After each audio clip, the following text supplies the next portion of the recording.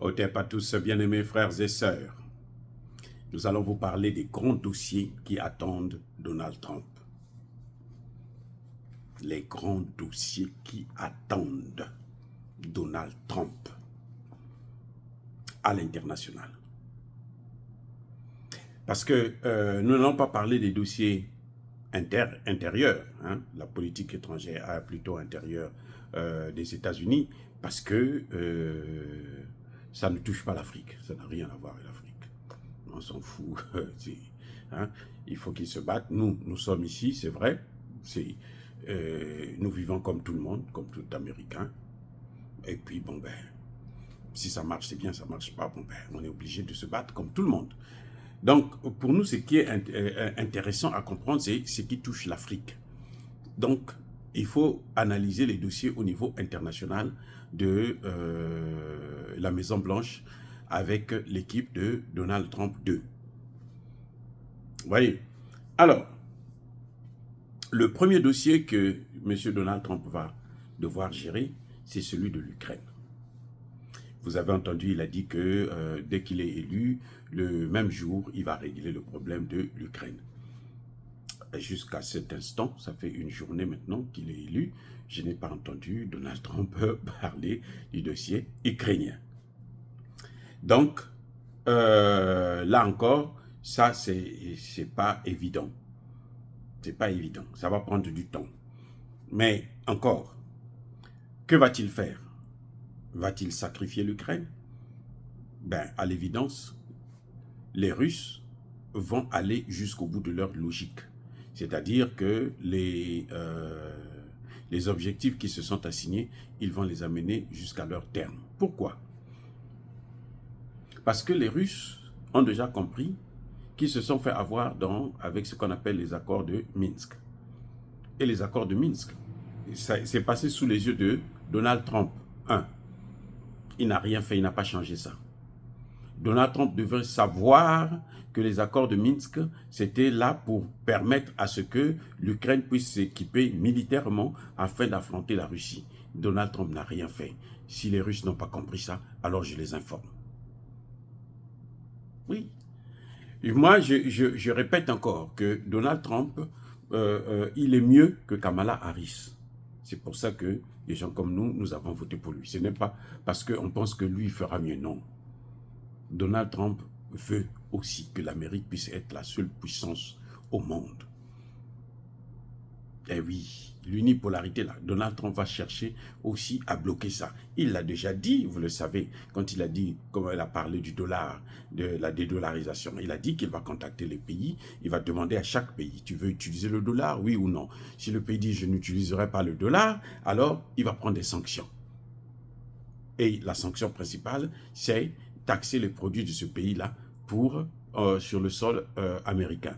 Mais en ce qui concerne l'Afrique, nous, on n'est pas inquiétés par ça parce que nous n'exportons pratiquement rien vers les États-Unis. Les États-Unis viennent nous piller nos matières premières et puis c'est tout. Mais on n'exporte rien, on n'est pas touché par ça.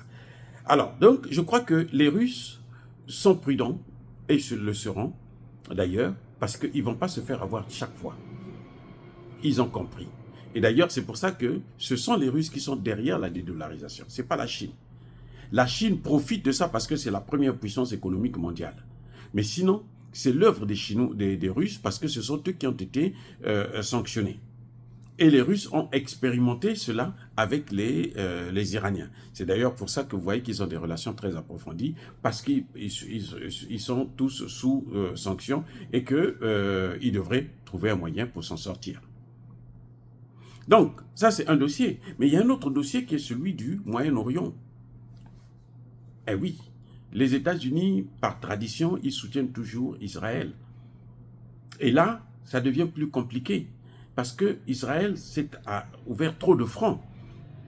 Elle est en guerre contre le Hamas, elle est en guerre contre le Liban, elle est en guerre elle veut être en guerre, rentrer en guerre contre l'Iran. Donc ça fait trop. Et c'est pas évident qu'elle puisse tenir tous ces fronts. Elle est en guerre contre la Syrie aussi. Oui. Donc, il y a un problème. Et la Turquie est en train d'agir aussi dans le sens où la Turquie demande à Israël d'arrêter avec la politique qu'elle est en train de mener, de bombardement, de massacre des populations civiles à Gaza et puis au Liban. Donc ça, c'est un dossier épineux. Je ne sais pas comment il va s'y prendre. Est-ce qu'il sera obligé de sacrifier Israël pour consolider les relations avec les pays du Moyen-Orient? Parce qu'il ne faut pas oublier que l'Arabie Saoudite a refusé de renouveler les accords de pétrodollars. Vous voyez? Et les Américains sont en train de faire une pression intense pour que l'Arabie Saoudite ne puisse pas rentrer dans les BRICS. Que va faire Trump? L'Arabie Saoudite demande aussi à ce qu'il y ait un cessez-le-feu définitif à Gaza et que Israël puisse prendre ses responsabilités pour arrêter de massacrer encore des populations civiles. Donc ça devient un dilemme pour Donald Trump. Maintenant, à côté de ça, vous avez aussi la situation en Afrique. Les bases militaires américaines qui sont en train de pousser comme des champignons en Afrique. Les États-Unis sont en train d'encercler l'AES. Alors quel est l'intérêt de Donald Trump de garder ses bases militaires? Je n'en sais rien. En tout cas, moi je pense que la meilleure des choses, c'est arrêter de faire des guerres en Afrique.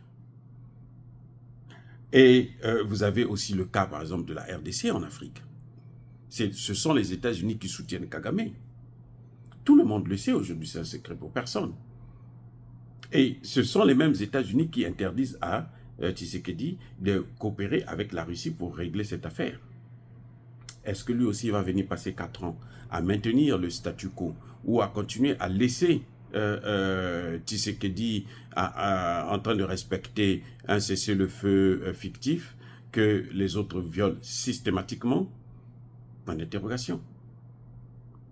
Mais en dehors de ces dossiers, Trump lui-même a déjà une idée de la politique extérieure qu'il va mener. Trump aussi aura sa guerre. Laquelle? C'est contre la Chine. C'est une guerre économique. Parce que Trump trouve que la Chine est en train de prendre un peu trop d'espace. Et c'est la Chine, parce que vous savez, la Chine est en train de vendre tous ses bons de trésor américains. C'est tout ça qui est en train de causer la crainte des États-Unis.